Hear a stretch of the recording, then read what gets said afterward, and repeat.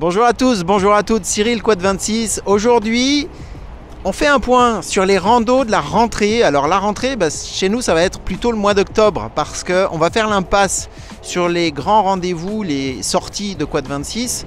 En septembre, trop d'événements au calendrier, en particulier des événements importants comme la Quadrésienne, le Polaris Camp, sur lesquels nous serons donc, on n'arrivera pas à tout organiser. Donc, rendez-vous pour les randos au départ de Quad 26 en octobre, le deuxième samedi du mois d'octobre pour la rando touristique et le troisième vendredi d'octobre pour la rando expert, donc la nocturne. Si on participe à un événement comme la Quadrésienne, comme le Polaris Camp ou d'autres événements aussi importants que ça, qu'est-ce que je dois prévoir pour préparer ma rando? Quels accessoires, quels équipements de sécurité, quelles pièces de rechange je dois prévoir d'emmener ou de mettre sur ma machine avant le départ pour pouvoir passer un événement en toute sérénité. Je vais demander pour avoir ces réponses à un de mes collègues de l'atelier d'intervenir. Est-ce que Maxence,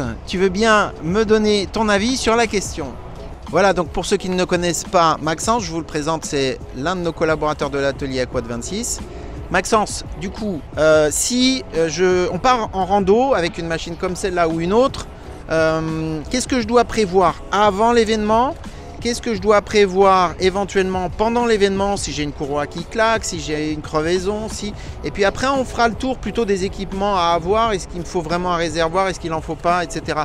Alors, par rapport à ce qu'on doit faire avant de partir, est-ce qu'on doit passer à l'atelier? Alors, de 1, le plus important, c'est d'avoir ces révisions à jour. De 2, si les révisions sont faites, bien contrôler filtre à air, courroie, souffler nos variateurs pour pas qu'il y ait trop de poussière de courroie dans les variateurs, etc. Contrôler ses niveaux d'huile, très important.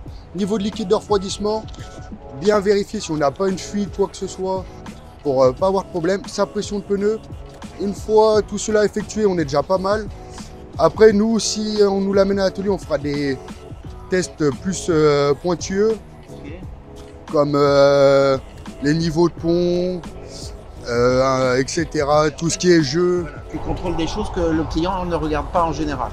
Quand tu dis la pression des pneus, tu prévois combien de pression pour une randonnée comme celle-là? Tout dépend qu'est-ce que c'est comme véhicule. Aujourd'hui, si on est sur un quad comme ça, 0,6, 0,8 de pression, c'est largement suffisant. Ok, d'accord. S'il y a une crevaison sur place, qu'est-ce qu'on fait? On a une roue de secours d'avance ou est-ce qu'on peut faire avec des mèches? Est-ce que ça suffit? Une roue de secours, ça reste le top. Aujourd'hui, un kit mèche, c'est quelque chose qui est très peu coûteux et qui est très facile à mettre. C'est pas cher, c'est pas lourd, c'est pas encombrant. En fait, ça suffit. Ouais, c'est ça. Après, il faut juste avoir un compresseur avec soi. Et un petit compresseur pour refaire la pression. Ok. La courroie, on a dit, c'est mieux d'en avoir une neuve au départ. Éventuellement, si ça pète sur place, c'est qu'on n'a pas fait ce qu'il fallait avant de partir. Mais donc, si on la change avant, on est tranquille. Si on l'a pas changé avant, on peut partir avec une courroie. Dans tous les cas, même si la courroie est neuve, on n'est jamais à l'abri d'une casse. Toujours important sur des grosses randos comme ça, quand on est loin de chez nous ou des choses comme ça, toujours important d'avoir une courroie de secours avec nous. Ok. Ouais. Donc, on demande une courroie d'avance, mais de préférence, on la change avant le départ parce qu'on est effectivement loin et que c'est quand même dommage de se priver d'un événement comme celui-là. Surtout qu'aujourd'hui, une courroie, c'est inconsommable, c'est quelque chose qu'on changera forcément lors de notre utilisation avec le véhicule. Donc tôt ou tard, on va le faire, donc autant en avoir une en état avant de partir. Est-ce que je dois contrôler le système de freinage, à part le niveau de... Niveau d'huile, après on peut contrôler les plaquettes. Après, si votre véhicule est à jour dans les révisions, normalement ça c'est des choses qui sont checkées à toutes les révisions de notre part. Toujours vérifier, c'est toujours mieux.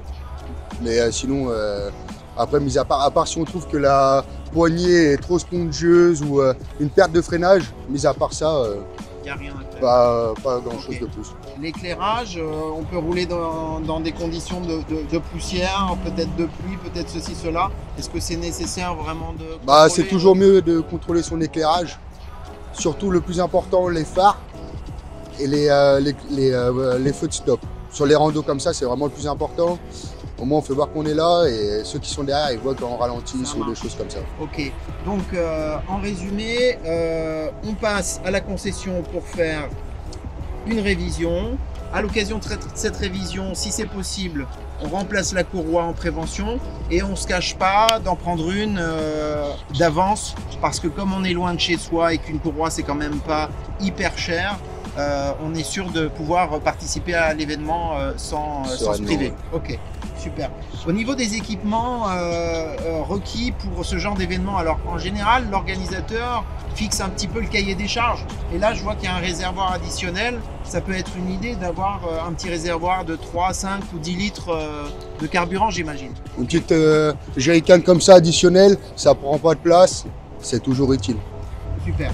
Bon, est-ce qu'il y a autre chose à envisager avant de prévoir un événement comme ça? Sur place, est-ce qu'on peut être amené à souffler le filtre à air? Oui, une bombe d'air comprimé comme ça, c'est bien à prendre.